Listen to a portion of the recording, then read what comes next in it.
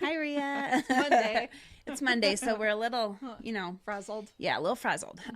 Welcome. You're listening to Beyond the Front Door podcast with Lindy and Rhea at Peak Properties.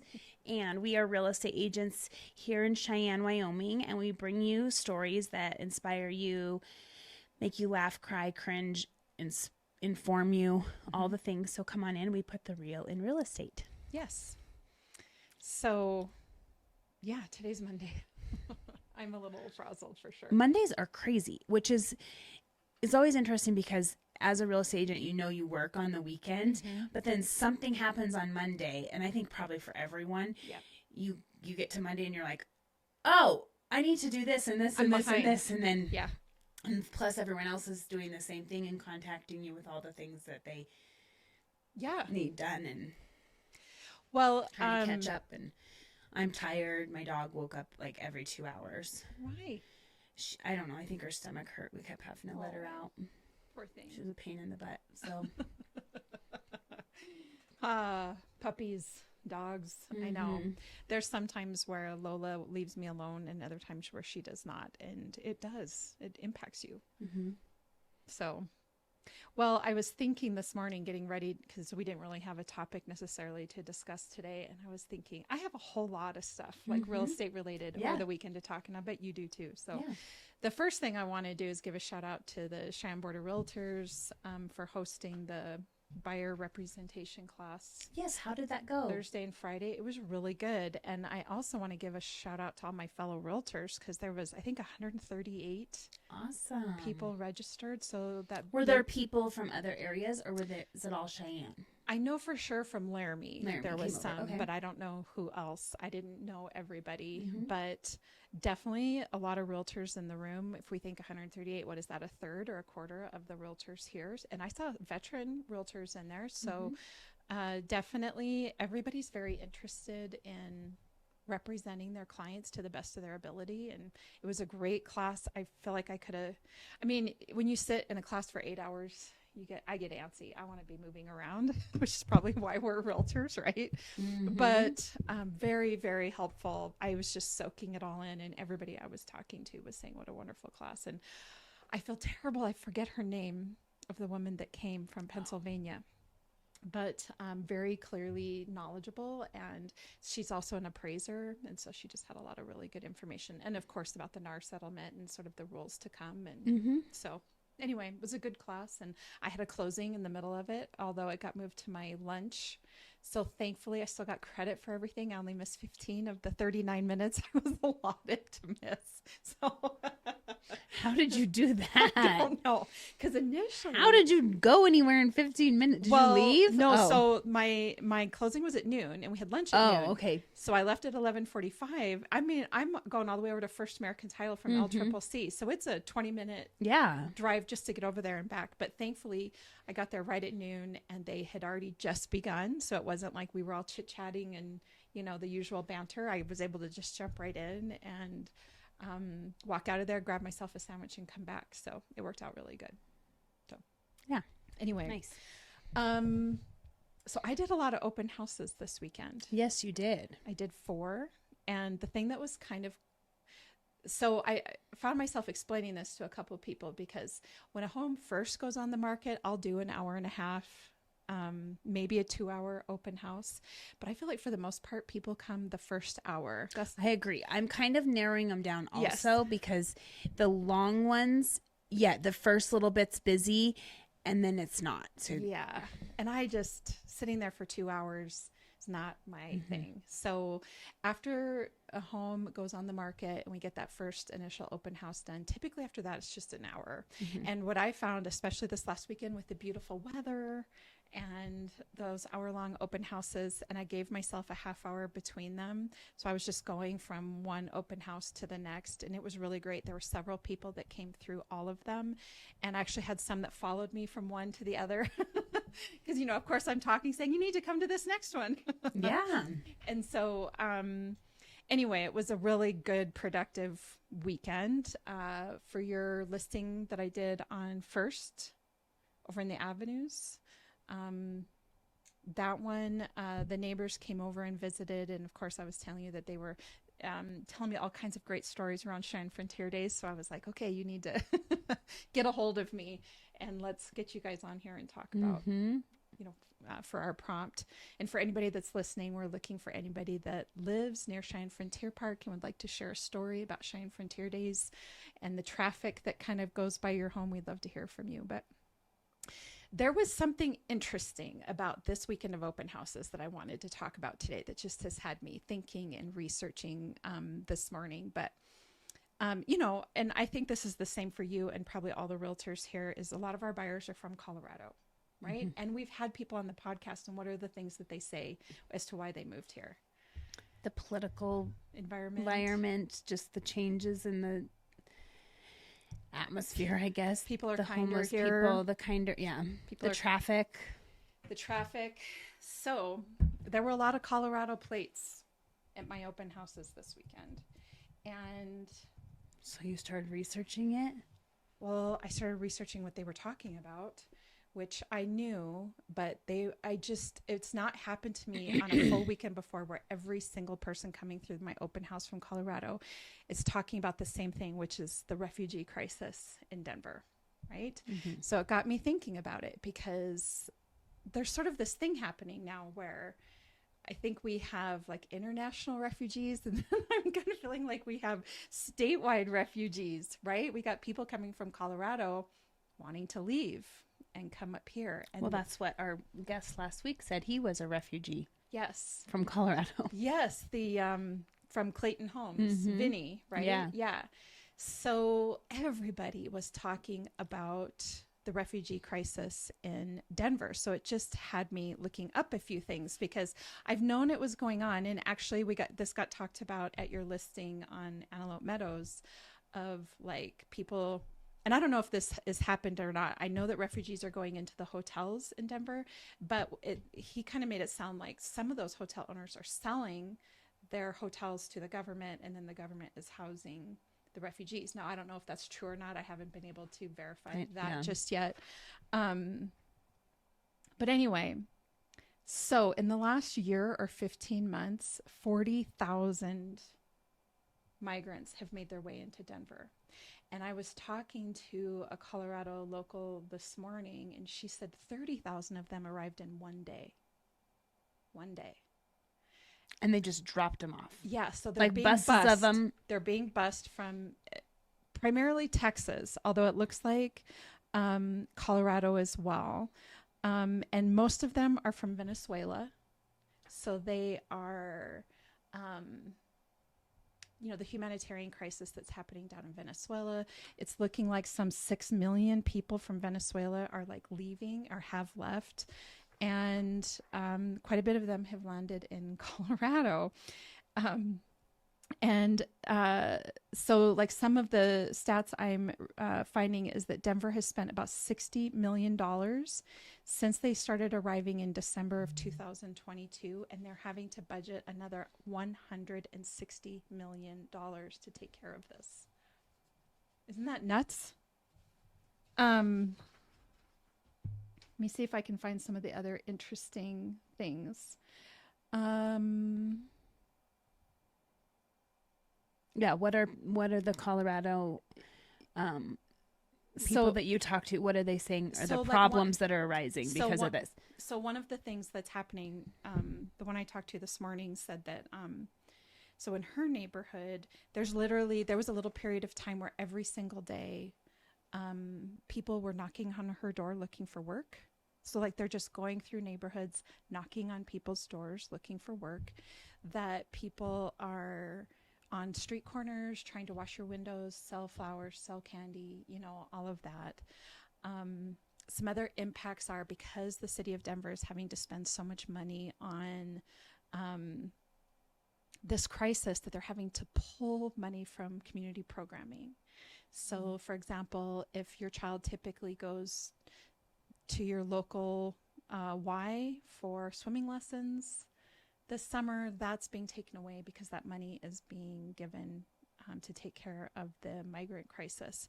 And like her and I were talking about today, is that you can kind of see why people are leaving Venezuela. Like you can't fault people for leaving a place that is not safe or you can't take care of your family.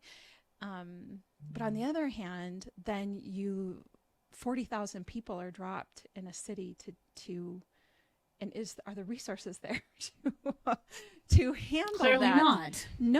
No. And so then, and this is what I was saying, what was so different about this last weekend, every single Colorado person that was coming through those open houses was telling me that they're looking at selling their home in Denver. They would have enough money to pay in cash for a home here and be able to move away from that.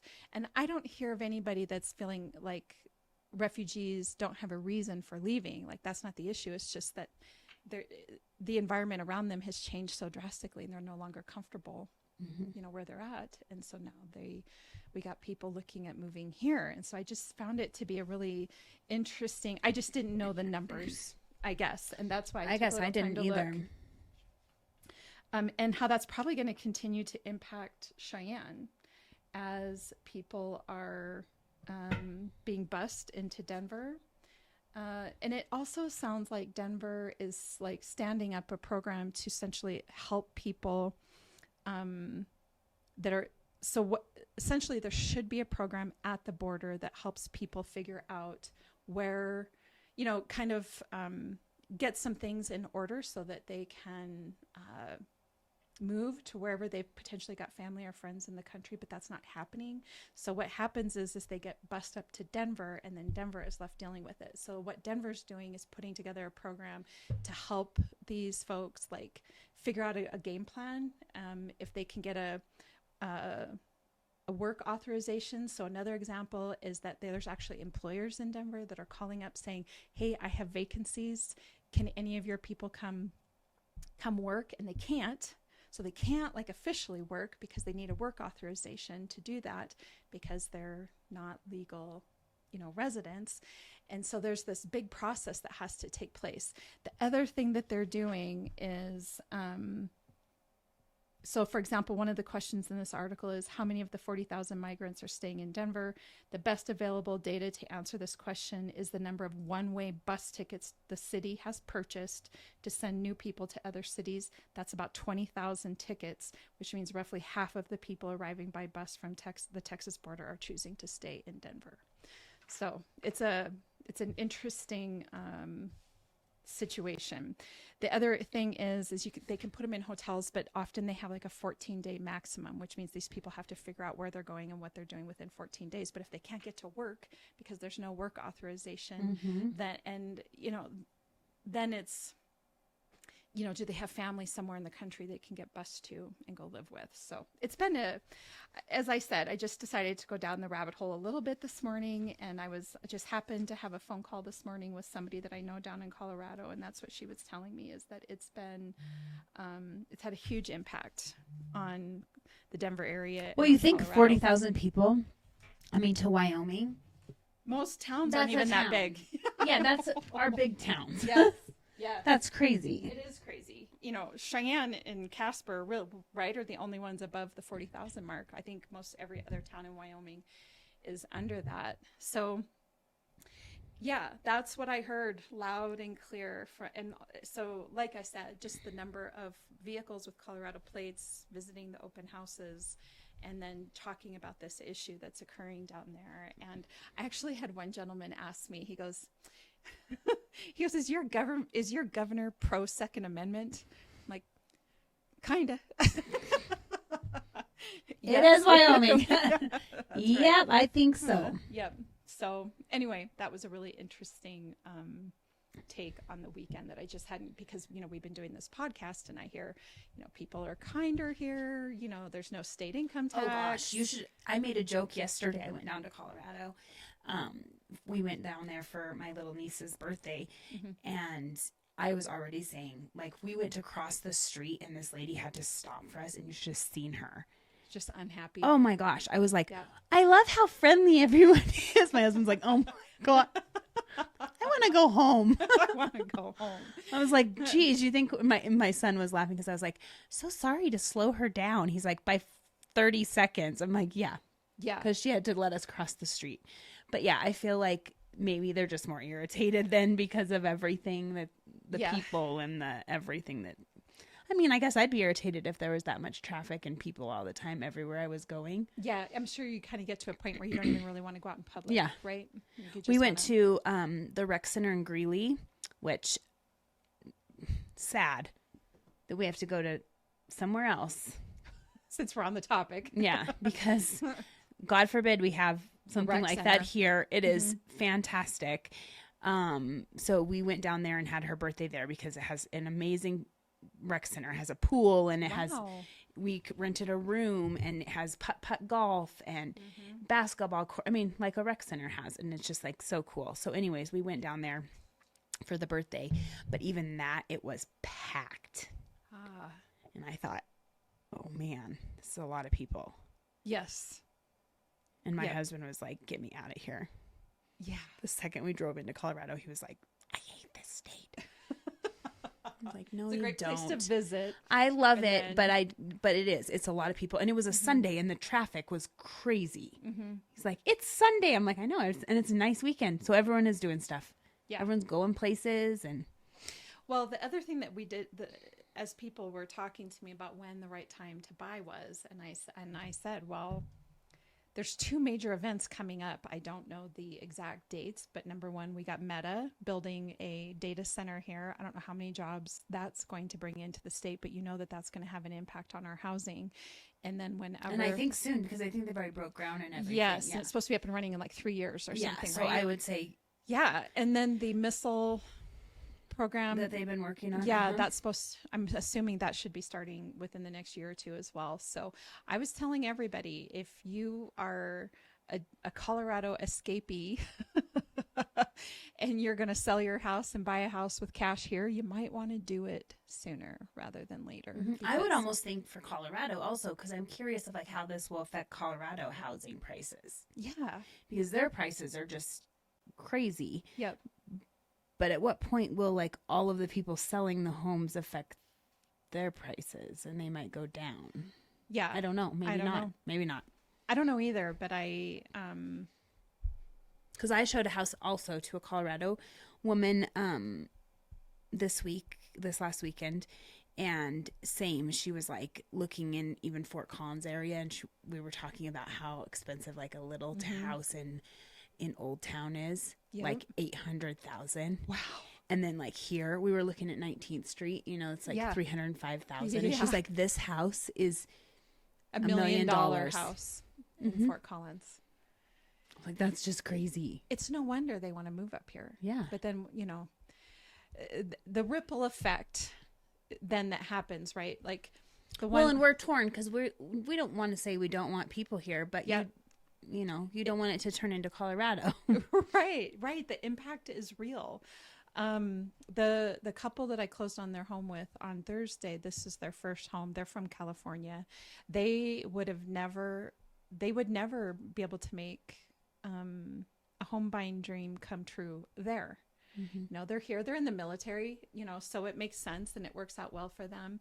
But they're able to buy a house here where anywhere else you couldn't. And so I guess that would make the statement that if you have a dream and it doesn't look like you can make that dream come true, take a look at your geographic location. Well, for sure. I sold a house to a couple from Jackson. They grew up in Jackson. That was like their home, and they really hoped they could stay there, but they would never be able to own a home. They worked for the state. I mean, like had good jobs, but even if you can't afford the houses there. They moved here. They got a very, very nice house. Yeah. And they were so excited. But they tried for years to save up to buy there. And they're just like, it's just not going to happen. And then the issue there too, let's say they had even inherited a home or they were living in their grandparents' home and, you know, and they have to pay their taxes. They have to be able to pay their property taxes. Yeah. And I think a lot of people are selling over there because they can't pay their property taxes. So the ripple effect is real.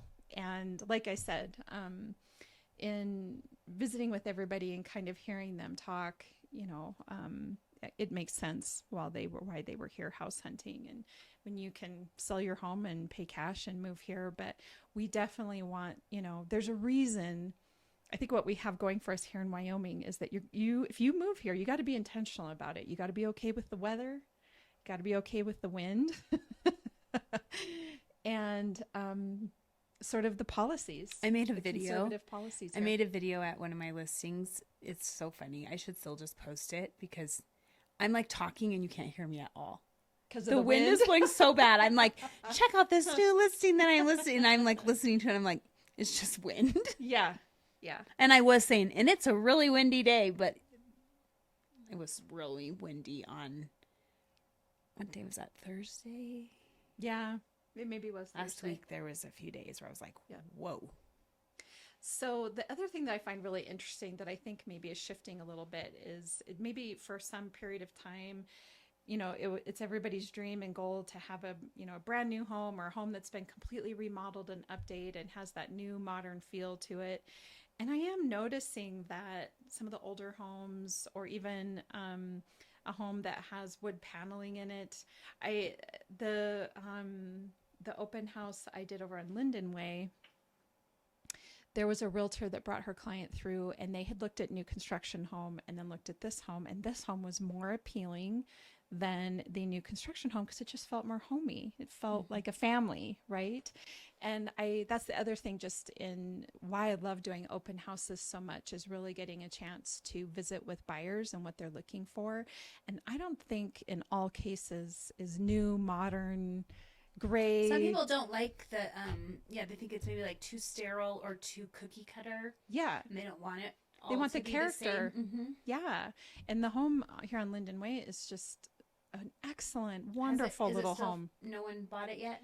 Not as of Saturday. Now it could be, but it has beautiful curb appeal, definitely a very nice little family home. And, I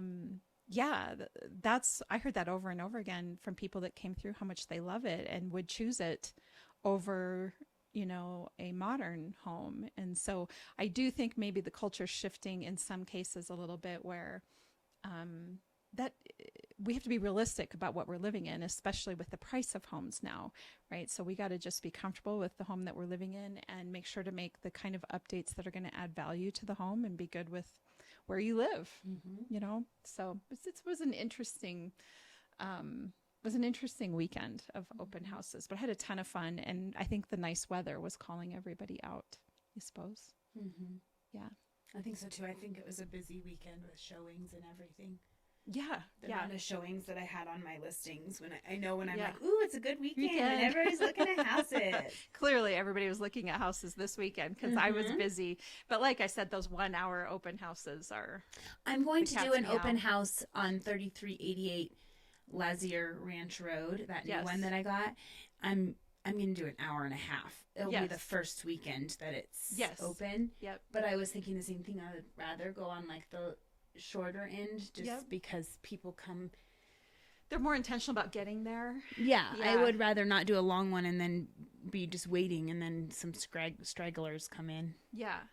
No, I have really good success with all the hour-long open houses. So in the past, I've had a lot of great success on a Thursday night as well, but I haven't so far this year. I don't know what's different about this year, but I'm going to keep giving it a try for a little while and see what if I will get anybody kind of popping in on a Thursday night one. And my theory behind that really is that people are coming, after they get off work, just really quick stopping by. But this year, I think the last few years I've had great success with Thursday night open houses, and this year for whatever reason I'm not getting as much. So we'll see if I keep maybe doing as the that. days start getting longer we'll do better. Yeah.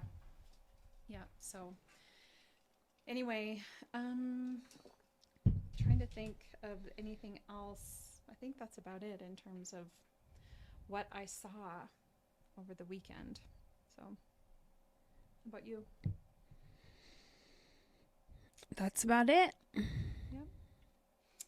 Excited for some houses to start going under contract.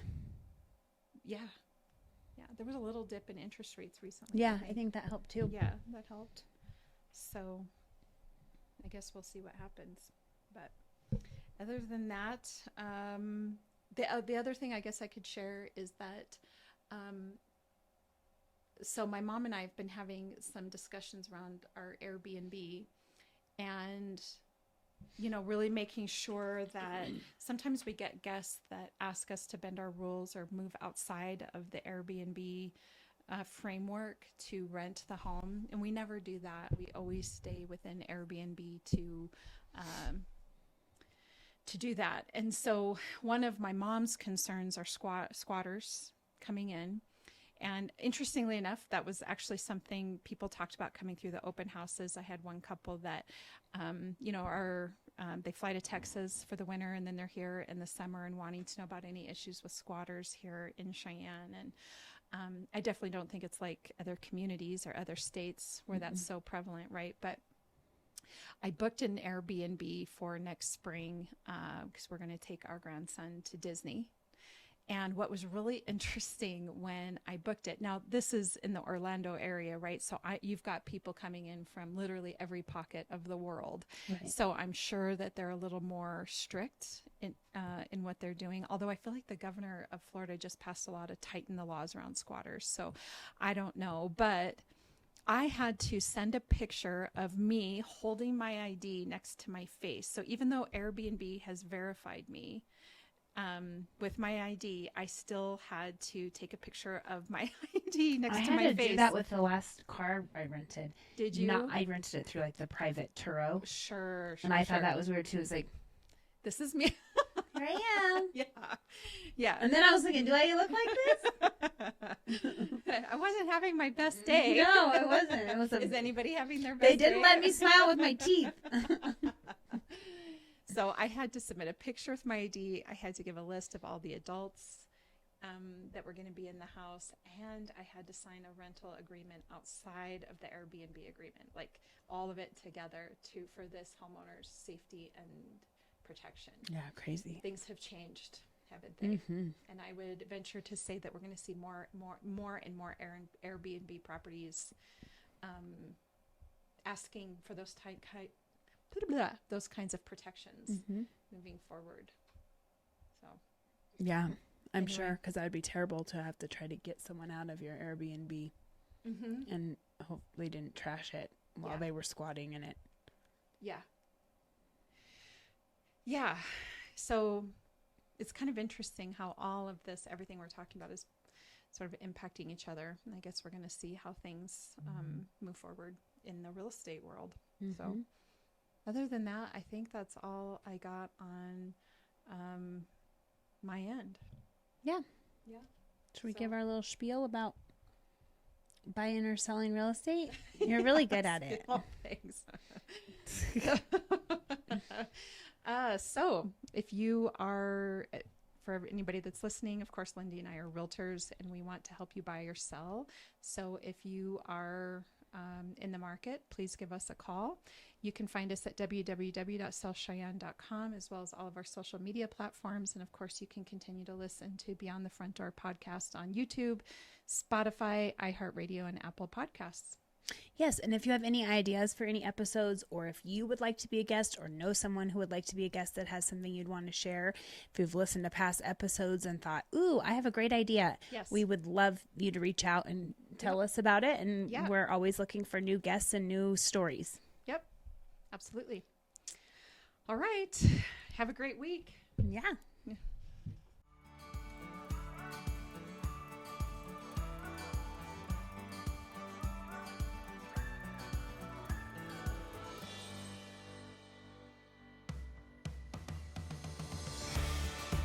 Whether you plan to buy, sell, or invest in southeastern Wyoming, turn to Peak Properties.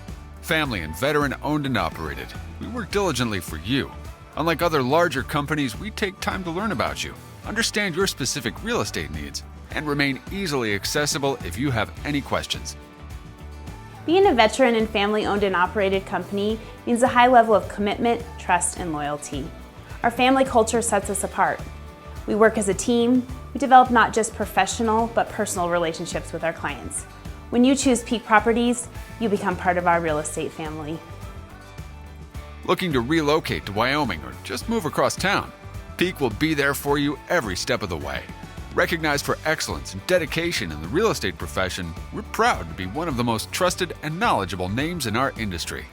Let Peak help you find your dream home or investment property today. Our agents will make sure you're informed and listened to as they guide you to fulfilling your real estate goals. Reach out today. We have sold and purchased several homes through Peak Properties, and each time I've been impressed. They are great about guiding us in the right direction and always being in our corner. Peak Properties. Let our family show you the way home.